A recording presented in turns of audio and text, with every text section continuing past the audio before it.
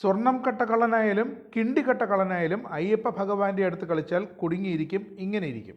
അങ്ങനെ ആറാം തമ്പുരാനല്ല, ആറാം സ്വർണ്ണക്കള്ളനും പോലീസിൻ്റെ പിടിയിലായി കഴിഞ്ഞു.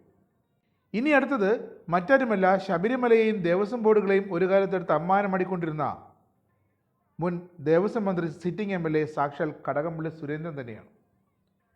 കഴിഞ്ഞ തവണ അറസ്റ്റിലായ പത്മകുമാറിൻ്റെ മൊഴിയിൽ മുൻ ദേവസ്വം മന്ത്രിക്കെതിരെയുള്ളത് ശക്തമായ വെളിപ്പെടുത്തലുകൾ തന്നെയാണ്. നടന്നത് എന്തൊക്കെയായിരുന്നെന്ന് മണി പോലെ SITയുടെ ചോദ്യങ്ങൾക്ക് ക്യാമറയ്ക്ക് മുന്നിൽ പത്മകുമാർ ഉത്തരം നൽകി. തനിക്ക് സ്വർണ്ണപ്പാളി ഇളക്കി മാറ്റി ഉണ്ണികൃഷ്ണൻ പോറ്റിയെ ഏൽപ്പിക്കാനുള്ള നിർദ്ദേശം നൽകിയത് ഇതേ ദേവസ്വം മന്ത്രിയുടെ ഓഫീസിൽ നിന്നാണെന്നും അത് നേരിട്ട് നൽകിയത് കടകംപള്ളി തന്നെയാണെന്നും പത്മകുമാർ SITക്ക് മൊഴി നൽകി കഴിഞ്ഞു. സ്വർണ്ണക്കൊള്ള കേസിൽ സിറ്റിംഗ് MLA കടകംപാളിയായ കടകംപള്ളി അകത്തായാൽ എന്തു ചെയ്യുമെന്നറിയാതെ കുഴങ്ങുകയാണ് CPM. ഇവിടം കൊണ്ട് എല്ലാം അവസാനിച്ചാൽ മതിയായിരുന്നു ഭഗവാനെ എന്നാണിപ്പോൾ AKG സെൻറ്ററിൽ നിന്നും ഉയർന്നു കേൾക്കുന്ന ശരണം വിളി. ഇപ്പോഴെങ്കിലും അവർ ശരണം വിളിച്ച് തുടങ്ങിയല്ലോ. എന്നാൽ പത്മകുമാറിൻ്റെ തനിക്കെതിരായ മൊഴി അറിഞ്ഞ ഉടൻ തന്നെ കടകംപള്ളിയുടെ പ്രതികരണം അത്തരമൊരു ഫയൽ തൻ്റെ മുന്നിൽ കിട്ടിയിട്ടേ ഇല്ല എന്നാണ്.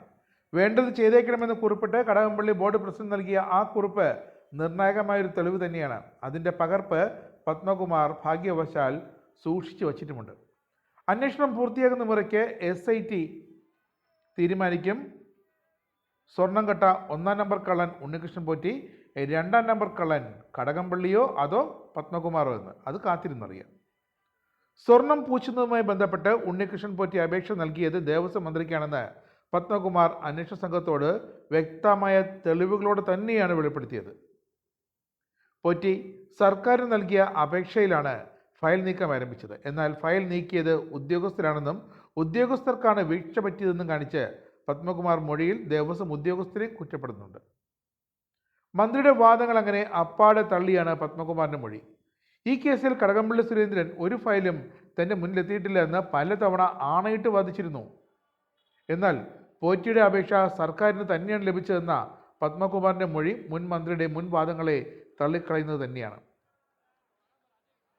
CPM പത്തനംതിട്ട ജില്ലാ കമ്മിറ്റി അംഗമായ പത്മകുമാറിനെ മണിക്കൂറുകളോളമാണ് തിരുവനന്തപുരത്തെ രഹസ്യ കേന്ദ്രത്തിൽ വെച്ച് SIT ചോദ്യം ചെയ്ത് അറസ്റ്റ് ചെയ്ത് പിന്നെ റിമാൻഡ് ചെയ്തത്.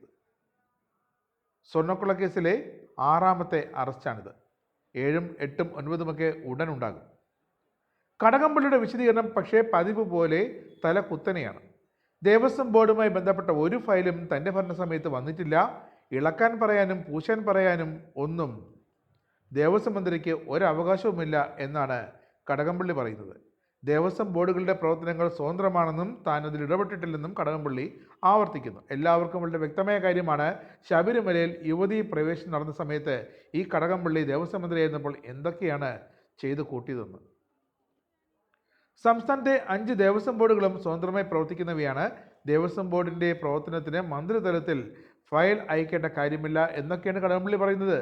പിന്നെ എന്തിനാണ് മന്ത്രി രാഖി രാമാനം മാസങ്ങൾ തോറും നീണ്ടു നിൽക്കുന്ന ശബരിമല സന്ദർശനങ്ങൾ, ശബരിമല മുന്നൊരുക്കത്തിൻ്റെ യോഗങ്ങൾ ഇതൊക്കെ വിളിച്ചു ചേർക്കുന്നത്?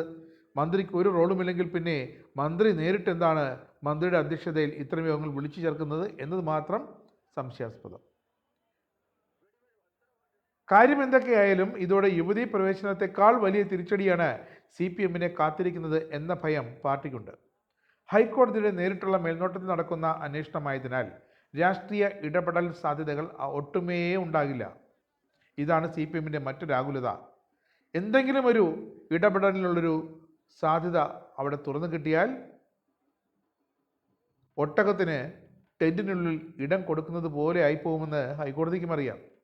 പത്മകുമാറിൻ്റെ അറസ്റ്റോടെ ഹൈക്കോടതിയുടെ ഈ കേസിലെ നീക്കങ്ങളെല്ലാം പഴുതടച്ച് തന്നെയാണെന്ന് വീണ്ടും വ്യക്തമായിരിക്കുന്നു. CPMൻ്റെ പ്രതിരോധ മതിലുകളെല്ലാം തകർന്നടിഞ്ഞു.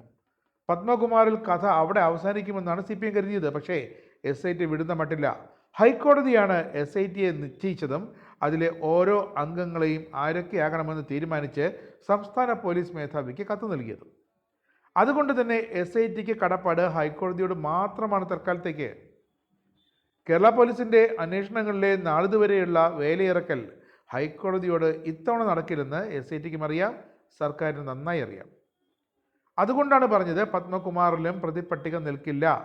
അത് നേരെ അന്നത്തെ ദേവസ്വം മന്ത്രി കടകംപള്ളിയുടെ ഓഫീസിലേക്ക് നീളും. അവിടെ നിന്നും മൊഴികളുടെ അടിസ്ഥാനത്തിൽ കടകംപള്ളി വരെ എത്തും. അവിടം കൊണ്ട് SIT അന്വേഷണം പൂർത്തിയാക്കിയാൽ ആശ്വാസമെന്ന പ്രതീക്ഷയാണ് CPM-ന്. പക്ഷേ AKG സെൻട്രൽ എന്ന് SIT ചെന്ന് കയറുമെന്ന ആശങ്ക ഇപ്പോൾ കടുത്തിരിക്കുകയാണ്. എന്തായാലും സെക്രട്ടേറിയറ്റിലെ അനക്സിലെ പഴയ കടകംപള്ളിയുടെ ദേവസ്വം മന്ത്രിയുടെ ഓഫീസിലേക്ക് ഏത് നിമിഷവും SIT ടീം കടന്നു ചെല്ലാം. ഇനി ഹരിവരാസനം എഴുതിയുണ്ടാക്കിയ അതേ മുത്തശ്ശിയുടെ കുടുംബാംഗമാണ് താനെന്ന് പറഞ്ഞ് ഞെളിഞ്ഞു നടക്കുകയായിരുന്നു ഈ പത്മകുമാർ. പിന്നെ പത്മകുമാറിൻ്റെ കുട്ടിക്കാലം മുതലേ ശബരിമലയുമായി അടുത്ത ബന്ധമുണ്ട്.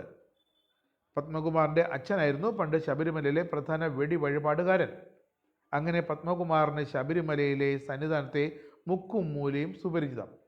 അതുകൊണ്ടാണല്ലോ യാതൊരു രേഖയോ ഒരു കരാറോ ഒരു വർക്ക് നോട്ടോ ഒന്നുമില്ലാതെ പത്മകുമാറിൻ്റെ മകൻ തന്നെ അയ്യപ്പൻ്റെ യോഗദണ്ഡ് നന്നാക്കി തിരികെ കൊടുത്തത്. ഇത്തരം തമാശകൾ ഈ CPM-കാരന്മാരുടെ കാലത്ത് മാത്രമേ ശബരിമലയിലായാലും മറ്റേത് പള്ളികളിലായാലും സംഭവിക്കുകയുള്ളൂ.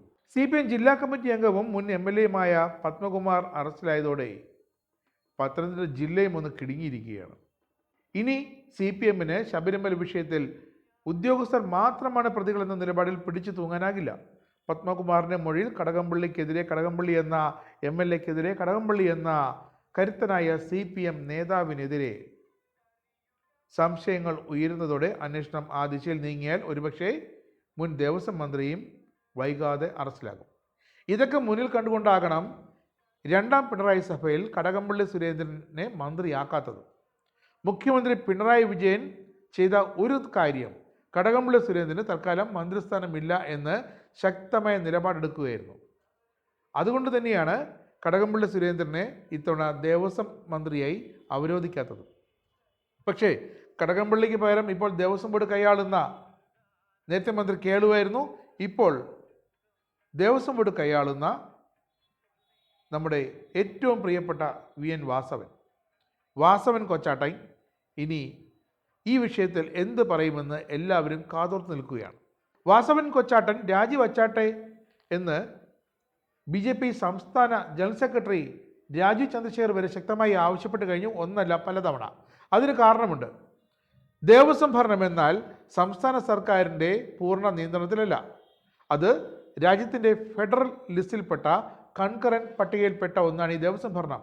അതുകൊണ്ട് അവിടെ നടന്നിരിക്കുന്നത് കോടികളുടെ സ്വർണ്ണ കടത്തല്ല, സ്വർണ്ണ കൊള്ളയാണ്. അതുകൊണ്ട് തന്നെ കേന്ദ്ര അന്വേഷണ ഏജൻസികൾ അടിയന്തരമായി ശബരിമല സ്വർണ്ണക്കൊള്ള കേസിൽ ഇടപെടണം എന്ന് BJP സംസ്ഥാന അധ്യക്ഷൻ ആവശ്യപ്പെട്ട് കഴിഞ്ഞു. അതിൽ കാര്യമുണ്ട്.